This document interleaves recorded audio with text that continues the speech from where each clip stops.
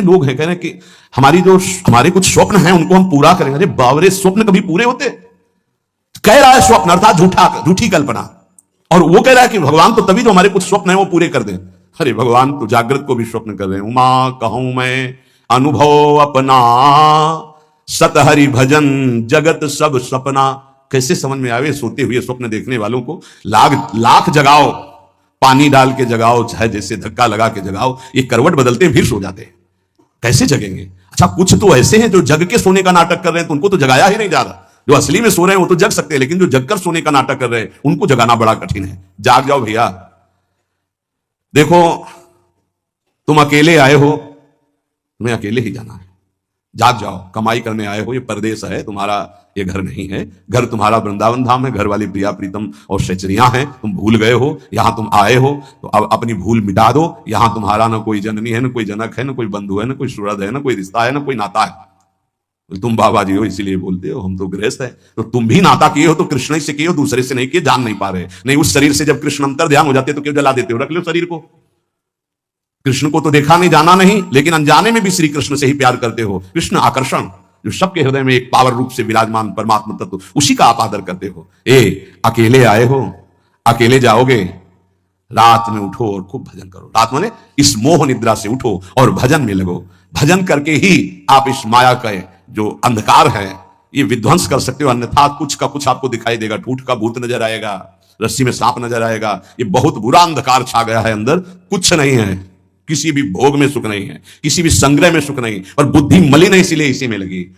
हमारे आराध्य देव की हम पर बहुत कृपा हो गई है। ये जो सत्संग आप सुन रहे हो, मंत्र महिमा, नाम महिमा, ये बड़े बड़े महान रस में डूबे हुए हमारे लिए ये गा रहे हैं। इसलिए पकड़ लो, जो तुम्हें मंत्र मिला है, जो नाम मिला है, इसकी परिपक्व अवस्था तुम्हारे और कृपा से दोनों से होगी। तुम्हारी कृपा जरूरी है, वैसे सबकी कृपा हो गई है, बस आपकी कृपा बकाया रह गई। आप अपने ऊपर कृपा कर लो, किसी के आशीर्वाद की जरूरत नहीं। आप अपना आशीर्वाद अपने ऊपर कर लीजिए। दूसरे के तो बहुत आशीर्वाद हैं, आपका आशीर्वाद आपको नहीं मिल रहा है, बस इसलिए आप परेशान हैं। आपका आशीर्वाद, हाँ, अपने ऊपर कृपा कर लीजिए। आप अपने आशीर्वाद से अपना उद्धार कर लीजिए। तो इसको तो तुम वही कर्म करवा रहे हो जिससे नरक प्राप्त हो, औरों के आशीर्वादों की आकांक्षा करते हो, तो नहीं हो पाएगा भाई, नहीं हो पाएगा। देखो, आज कुछ ऐसी हवाएं चल पड़ी हैं, परमार्थ को जानना मुश्किल है। कैसे कैसे कैसे नौटंकी नाटक, मतलब आश्चर्य होता है कि तुम उपदेशक के मंच पर बैठकर ऐसे कैसे बोल सकते हो। अगर बोलने को तुम्हें सौभाग्य मिला है तो जो सुखदेव जी ने बोला है, व्यास भगवान ने बोला है, श्री कृष्णचंद्र जो बोले वो बात बोलो, जिससे वो कान में जाए, समझे ना समझे मंगल होगा। ऐसी वार्ता तो ना बोलो जिससे सत्य मार्ग का अस्तित्व ही लुप्त हो जाए सुनने वाले के हृदय से।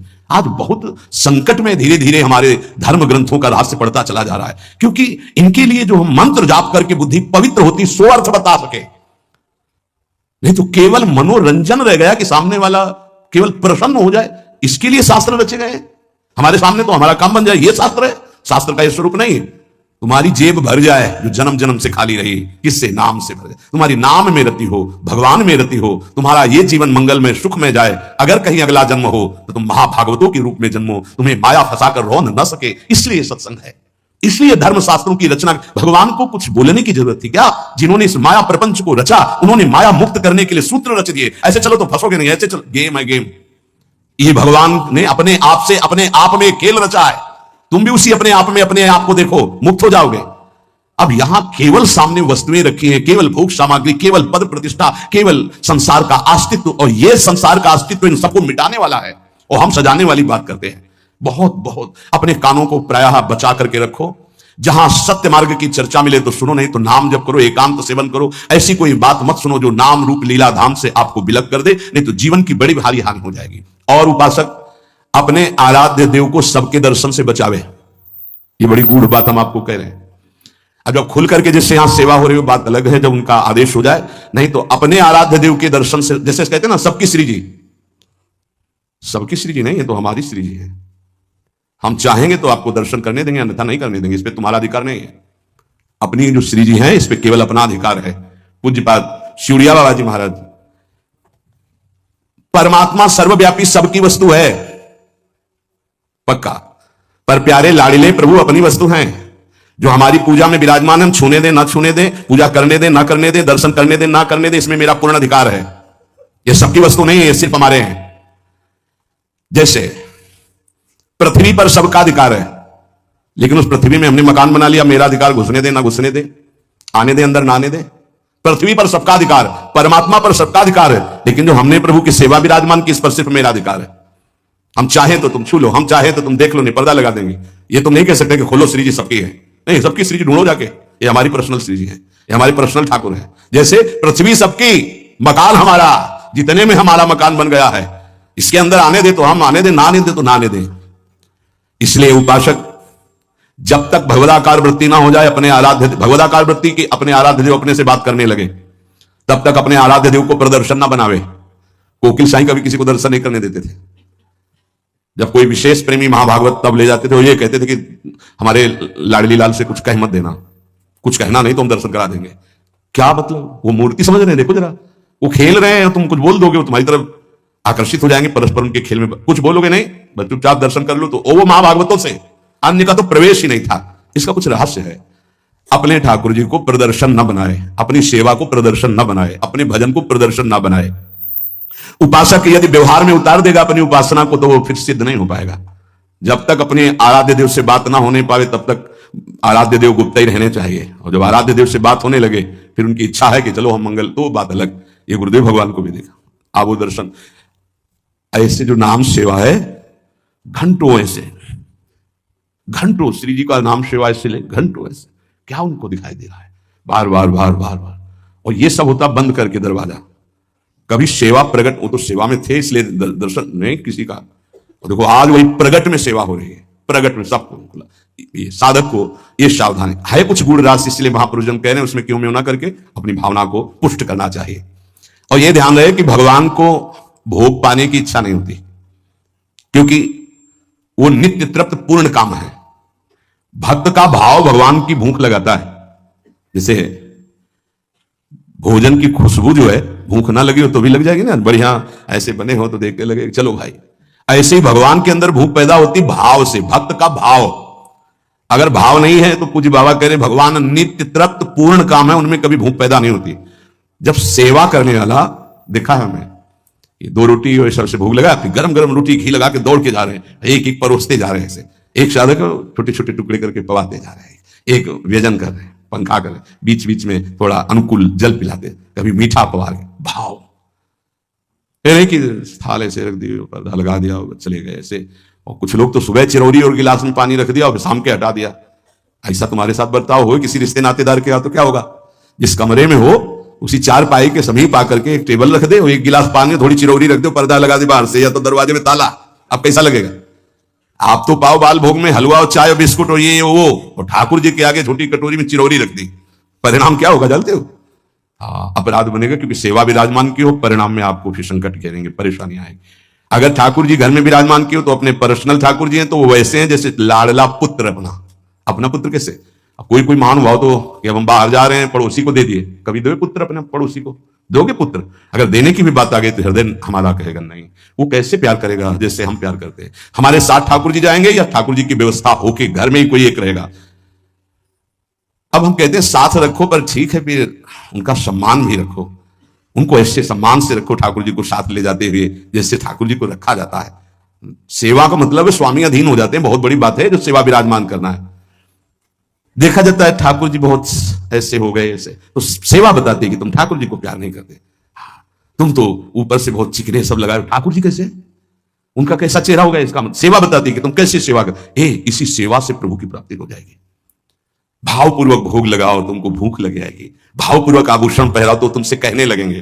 कितने भक्तों से ठाकुर जी बात करने लगते हैं जो तन्मय हुए, हमको आज ये इस रंग की पोशाक से, आज हमको ऐसा भोग चाहिए, आज हमको ये पदार्थ चाहिए पे। अगर भूल गए शयन में जल रखना तो स्वप्न में आके बोले देखो आज तुमने शयन में जल नहीं रखा, आज तुमने रजाई, तो वहां जाके देखा तो नहीं। ठाकुर जी बात करने लगते हैं।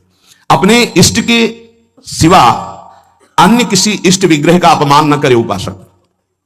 यही विचार करे कि हमारे इष्ट ही इन विभूतियों के रूप में विराजमान है। जैसे हम रसिक अनन्य उपासना में हैं, अब हम जा रहे हैं, परिक्रमा लगा रहे हैं, तो केशी घाट में हनुमान जी का अर्चा विग्रह विराजमान, अब आरती हो रही, तो अब ये नहीं है कि हम नहीं खड़े हो गए, हाथ जोड़े, 2-4 आरती, राधा वल्लभ लाल की जय हो मेरे प्रभु, और चल पड़े। कभी किसी श्री विग्रह का अपमान ना करे। कहीं आरती हो रही है, कहीं मान लो आपकी दृष्टि नहीं पड़ी, बात अलग। अगर दृष्टि पड़ गई कि अमुक ठाकुर जी यहां विराजमान है, तो ग्रीवा झुक जाने के राधा वल्लभ लाल की जय, प्रभु आगे निकल जाए, क्योंकि हमारे ही प्रभु विभिन्न रूपों में विराजमान है। उपासक को थोड़ा ज्ञान भी होना चाहिए इस बात का कि हम और हमारे प्रभु से हमारा क्या संबंध है। एक बार सभा में हनुमान जी से पूछा गया कि तुम प्रभु से क्या संबंध रखते हो, तुम ज्ञानी हो या भक्त हो, क्या कहोगे अपने आप को? दो प्रश्न। प्रभु से क्या संबंध रखते हो, तुम ज्ञानी हो या भक्त हो? हनुमान जी ने विचार किया कि मैं प्रभु का सेवक हूं, तो सेवा का ज्ञानी कैसे हो सकता है? ज्ञान समुद्र प्रभु का। यदि मैं अपने को अज्ञानी कहता हूं तो मेरे प्रभु पर दोष आता है कि ज्ञान समुद्र प्रभु का सेवा का ज्ञानी कैसे हो सकता है? हनुमान जी बोले, शरीर दृष्टि से मैं भगवान का भक्त हूं, सेवक हूं, और ये हमारे स्वामी हैं। जीव दृष्टि से मैं अंश हूं, ये हमारे अंशी हैं, और तत्व दृष्टि से जो ये हैं वो यहां है। इतना ज्ञान गुरुदेव भगवान आरती ऐसे कर रहे थे, पूछा प्रभु इधर आरती, वो समझे में आ रहा था पर श्रीमुख से सुनना, तो उनका जो सिंहासन में विराजमान है वो यहां भी विराजमान। ऐसे जानना कठिन है भाव का विषय। भक्त को साधनावस्था में भले परिचय नहीं मिले, लेकिन सिद्धावस्था में परिचय मिल जाता है कि जो मंदिर में विराजमान वही यहां विराजमान है, अब कोई भेद नहीं रह गया। उपासक को चलते फिरते, उठते बैठते, खाते पीते, हर समय जब अपने इष्ट की स्मृति में रहेगा तब इष्टाकार वृत्ति होती है, और इष्टाकार वृत्ति जीव ही हुई तो भूत भविष्य वर्तमान तीनों काल का ज्ञान हो जाता है उसे। क्या हुआ है, क्या हो रहा है, क्या होगा, इष्टाकार वृत्ति होती है। किसका? जगत का नहीं, जगत का चिंतन तो कब छूट गया, अपने इष्ट का। पूर्व में क्या लीलाएं हुई, वर्तमान में क्या हो रही, आगे क्या होने वाली है, यह ज्ञान प्राप्त हो जाता है।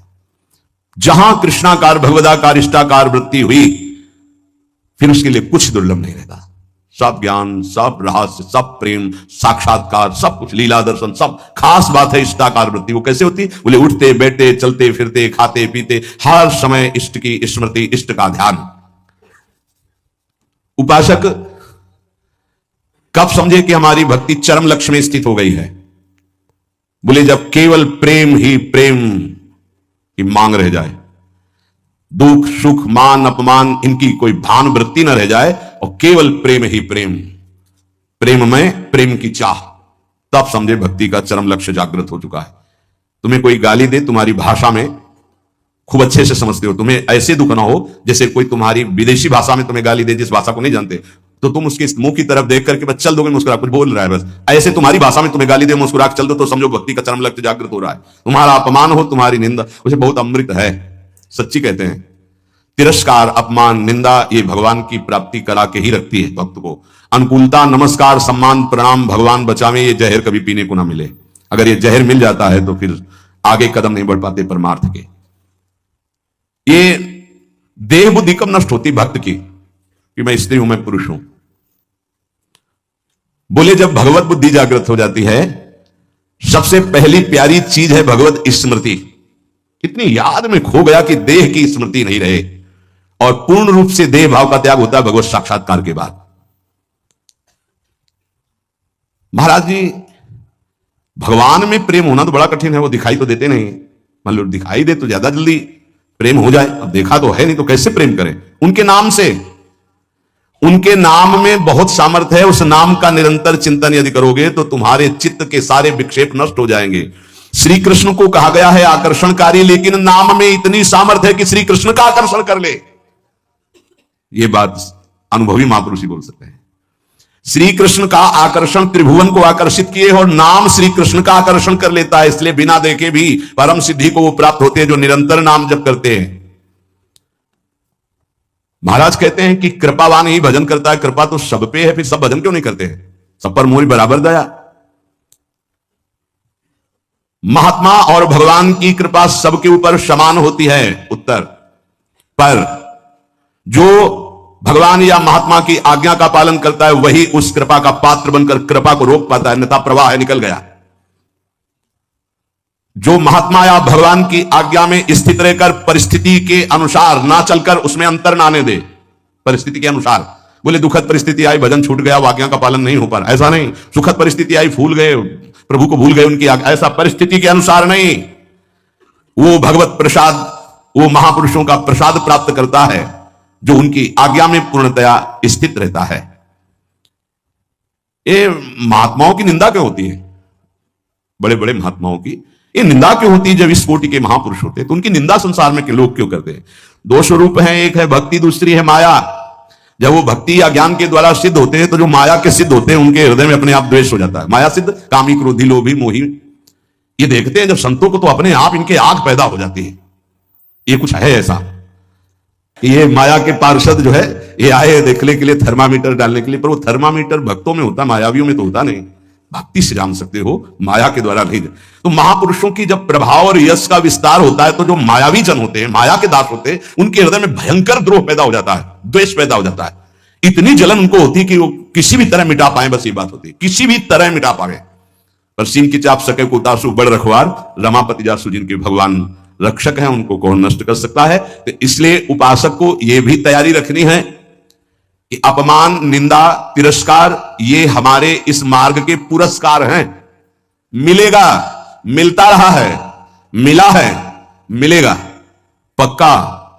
जैसे अपने लोग हैं ना तो बहुत अच्छे से मिलते रहे पूरे जीवन, पूरा अभ्यास रहा है इनका, उनकी कृपा रही है प्रभु की कि ऐसे ऐसे महीना 2 महीना में 1-2 टेबलेट मिलते रहे हैं कि आपका मान सम्मान यश कीर्ति से जो जहर बढ़ा है वो एक टेबलेट में नीचे उतर जाए। उतारते रहते हैं किसी न किसी महापुरुष को भेज करके, माया के महापुरुष, और वो ऐसा बर्ताव कराते हैं। फिर पूछते हैं अब क्या होता है? आपकी बड़ी कृपा, तो आगे निकल गए। हम ही थे और कोई नहीं था, हम ही थे और कोई नहीं था। ये तो हम आपसे प्रश्न कर रहे थे। साधक इस बात पे सावधान रहे कि जब उसकी निंदा हो, अपमान हो, तो समझे कि मेरे प्रभु मेरे सामने पढ़ा करके जगत गुरु अब वो प्रश्न कर रहे हैं, मुझे सहन करके आगे निकलना है। आज के सत्संग का सार कुछ समझ में आवे चाहे ना आवे, जो मंत्र मिला है, नाम मिला है, हर समय जपो, ये सब कुछ प्रकाशित कर देगा। और खास बात, हम कैसे हैं हमें ये भूलना होगा।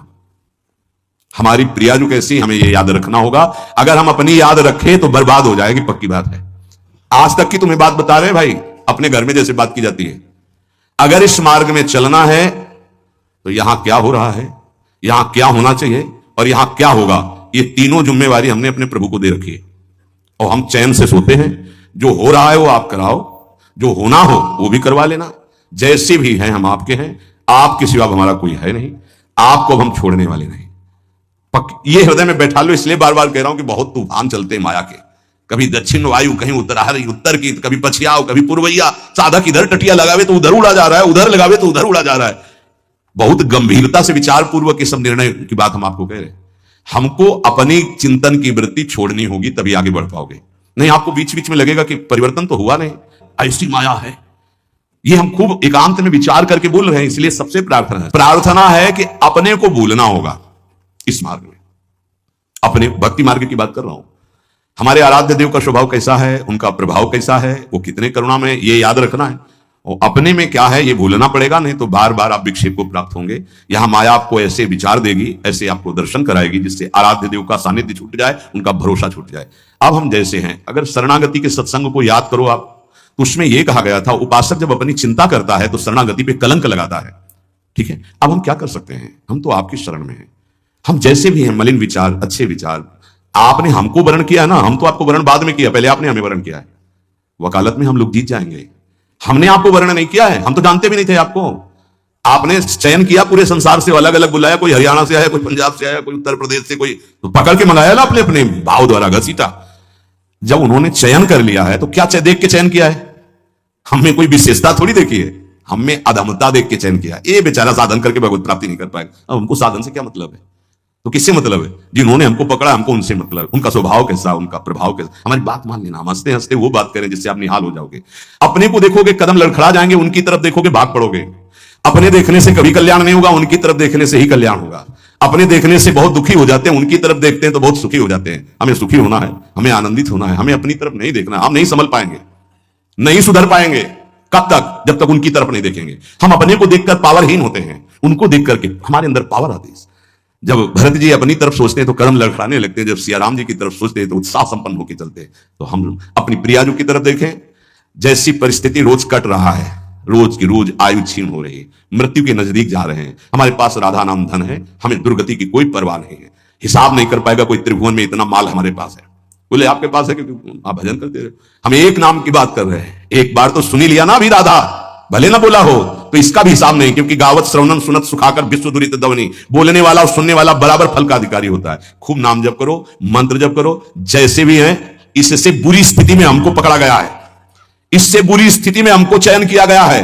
आज तो हम घेरे के अंदर नहाए धोए बैठे हैं, कल तो कीचड़ में खेल रहे थे तब हाथ मिलाया, जब हम कीचड़ में खेल रहे थे तब हाथ मिलाया, अब तो नवा धोवा के बैठा दिया तो अब क्यों छोड़ देंगे? और छोड़ दें ऐसी उनमें ताकत नहीं। उन्होंने आज तक जिसे पकड़ा है इतिहास साक्षी छोड़ा नहीं, तो हमें क्यों छोड़ देंगे? आप समर्थ हो, हम आपको छोड़ सकते हैं, लेकिन आप हमें नहीं छोड़। ये विश्वास है। तो मोई परी होड़ मोह सोना बिगाड़न को तो सोना। ए भाई, हम ये इसलिए बहुत दैन्य होके बोल रहे कि माया हाथ छुड़वा के तुम्हें अपनी तरफ अपने पाले में ना घसीट पावे। देखो तुम बुरे हो, तुम जैसे हो, हमारी श्री जी की हो, पक्का श्री जी मिलेंगी। हम सब उसी पंक्ति में खड़े हैं। सही कह रहे हैं, वो पकड़े हैं इसलिए हम खड़े हैं। नहीं ऐसी हवा चल रही कि ना खड़े रहे, आपकी दृष्टि में भी नहीं आएंगे, ऐसे पड़े हो जाएंगे, ऐसे गिर जाएंगे। वो पकड़े हैं, गुरुदेव पकड़े हैं, श्री जी पकड़े हैं। ये जब हमको पकड़े तो आपको भी पकड़े। आपको नहीं लग रहा कि वो पकड़े तो इतना मान लो हम आपको पकड़े। ऐसे ऐसे नहीं, बहुत जोर की पकड़ है। वो हमको पकड़े और ऐसे पकड़े तो पूरी लाइन बच जाएगी, माया उड़ा नहीं पाएगी। अकेले पड़ जाओगे तो उड़ा ले जाएगी। एक दूसरे को पकड़े हुए हम सब श्री जी के पास चलते। आप देखो, इस जन्म में सौदा बीच में मत करो यार, श्री जी चाहिए, इस जन्म में प्रभु चाहिए, इस जन्म में हमें अब माया से मुक्त होना है। थोड़ा तो उत्साह बनाओ, शरीर तो छूटना ही है, ये छोड़ के जाना ही है। उत्साह बना लोगे तो धनी होके चलोगे धनी के पास, नहीं फिर आएंगे यमराज के तो मार डंडो ले जाएंगे बेमतलब गलत दिशा में।